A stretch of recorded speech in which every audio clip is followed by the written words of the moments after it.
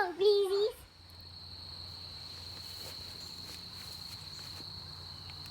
Well, hey everybody, it's out here on another beautiful morning in the bee yard.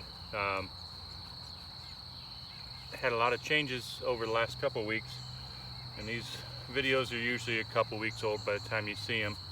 But in the last couple of weeks, had a lot of moving around. I had some things that didn't work out the way I thought they were going to. Things that worked out okay, but not on the plan. So, and then I did have some things that did go to plan. So you may remember from earlier videos where the white queen castle is sitting and where this is sitting, there was a couple nooks that did go to plan. A couple of those went to Jacob's place.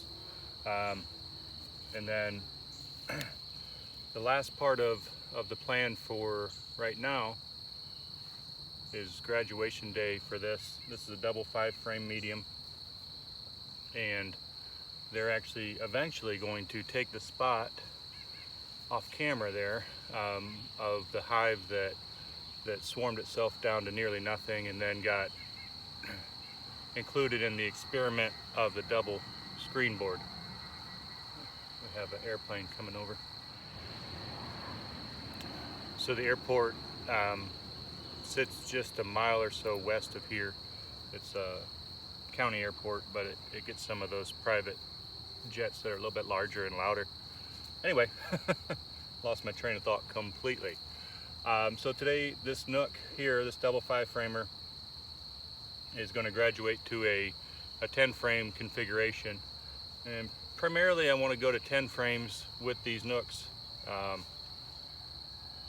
to be able to use the Formic Pro treatment on them. So there's the Formic Pro label, and they do recommend that you do not use them on anything less than full-size hives, and I'm into following the label on any kind of pesticide. So what we'll do today is the step one of getting this into 10 frames, and then eventually it's going to move about 10 feet in the yard here to where I want it to be. I'm going to make that move pretty gradually. I'm not going to try to do it all at once. You could probably do it all at once and the bees would figure it out, but I don't need to add to their stress anymore. So I think I've talked enough. Let's get going.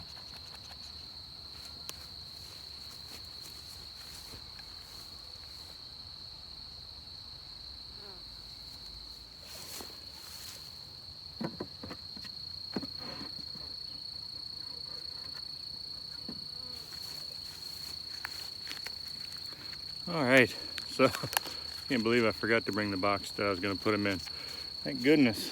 I'm at the same place as my equipment barn. Well, I was playing around a couple years ago with different kinds of hive identification, and I thought ST, well, that's my initials, you all know that. But anyway, I thought that was something I would try. It didn't turn out. I thought you could make a stencil and it would be pretty simple, and I don't know, maybe it's me, but it didn't seem as cool as I had in my mind's eye. So what we'll do today now is we are eventually going to get them, not eventually, but today before we leave, we'll have them back to where they started as far as positioning goes. But for ease of task, we'll drop the inner cover out real quick. I did find the queen on the inner cover on a different hive last week, so I would always say check your inner cover. So what we're going to do, and primary purpose of this video, is to kind of demonstrate how you want to keep the brood nest together, although it's going from a stacked to a side-by-side configuration. So here we have some brood. but it's only on, mostly on one side. And so that brood there. So we'll put that frame in towards the middle. This frame that I pulled out first is just got just the tiniest hint of nectar in it. And so it's a nothing frame right now. So it'll be on the outside.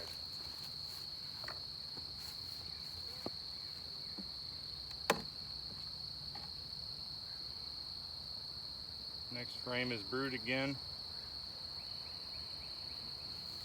So you want to keep the brood, you know, you think of it as it was in a circular cluster, perhaps, is probably the best way to think of it. And you're changing that circle to an oval.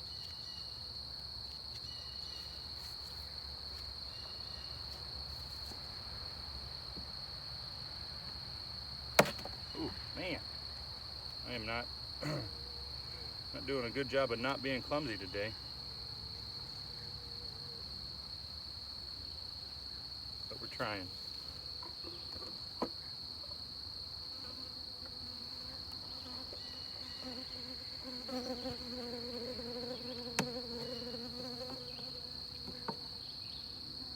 All right, now this one has got no brood. It's a little heavier than empty, so that means that it is going to be nectar.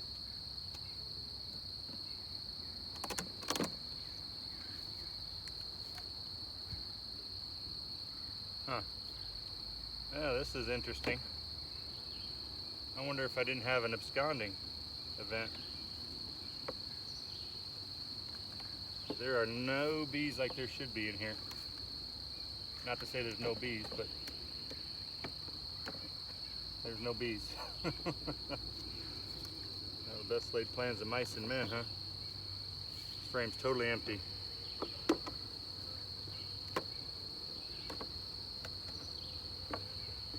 Yeah, they've abandoned it. Be dang.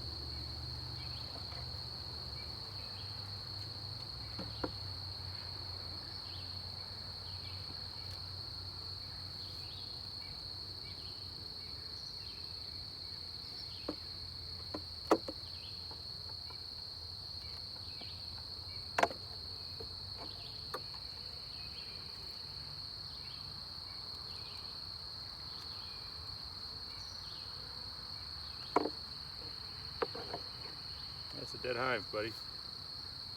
Dead hive.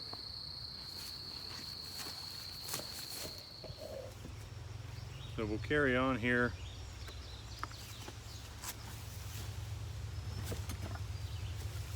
By checking into the double screen board hive.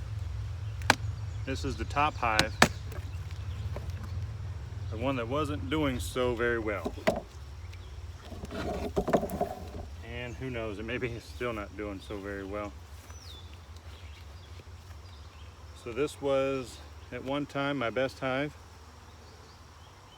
And if you remember, they're the ones that they swarmed. Basically, they swarmed down to next to nothing. I did find a queen in there one day, a virgin queen. I'm assuming. I can't remember. I'd have to go look at my own YouTube video to see if she was mated or virgin. But anyway, I did see a queen bee in there. Let's say that. And I thought this would be a good way to help them. And hanging up in here. Oh, there's that fishing string.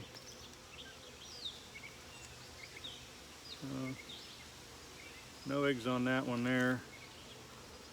This fishing string, sometimes it comes loose and gets in the way, but by the time it does that, it's usually you're done with it. I don't see any eggs in this one.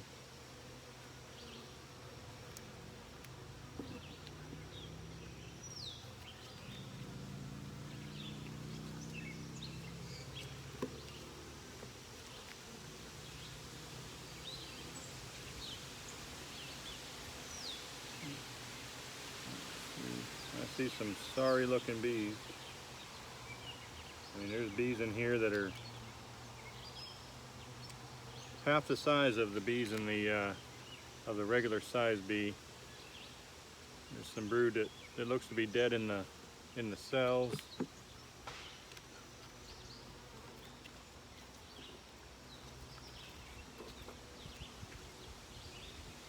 Again, no sign of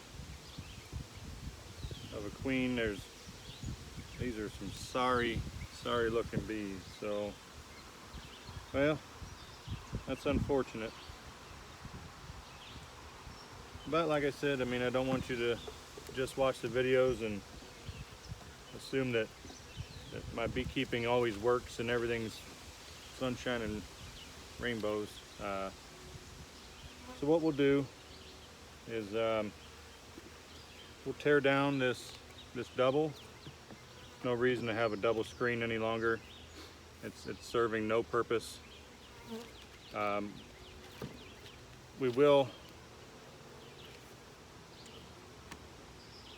expect these bees to merge with the colony that's below it. So I guess that's the benefit to the double screen, is if the top doesn't work, the bottom, assuming it was queen right and rolling, that gives a spot for these homeless bees to go. So what I'm going to do now is just pop this, maybe pop this inner cover off. Maybe I won't. And I'm going to look through that bottom hive just to see. And going to take it from 2 hives back down to 1. Not going to be done. I'm not going to give up on the double screen, but it's going to be done for this hive. I got to tell you a kind of funny story. So I had taken the top deep off of the double screen board setup, and I placed it over here where it's sitting, and then so I could see, at that point I could see down to the top of the double screen board, and I found the queen that was there. So I put her in one of those temporary plastic cage queen clips just to keep her there until I had some more thinking got done. And I didn't really know what to do. I thought about calling my buddy. I thought about just pinching her on the spot, because she obviously wasn't doing the things that she needed to be doing for this colony to be successful. So at the end of the day, the point of telling you this story is, I took her and in that clip, I opened the clip and shook it gently towards the deep that's sitting right here. Would you believe she flew away? She flew near me for a moment or 3, not in such a way that I could capture her at all. Hey, if you can catch a queen on the wing, go do it. I could not, in my instance, do that. So she flew away. I shouldn't laugh. But what are you going to do if you don't laugh? What are you going to do? You're going to cry over a bee? Don't cry over a bee, please. All right. So I thought that was humorous. Maybe gallows humorous, but what we have here is just a bag. This is somewhere around 2 to 1. 2 parts sugar to 1 part water, and that's a feed for the bees. I'm just going to make sure these bags, I've had some trouble with these bags in the past. You can see this one's doing it a little bit right now. I might have gotten it too full as it continues to puke out. But anyway, I'll either fix that or leave it. This only can go 2 ways, but I just wanted to kind of share that funny story with you, that you think you got it figured out here in the bee yard, and just let me tell you, these bees will humble you.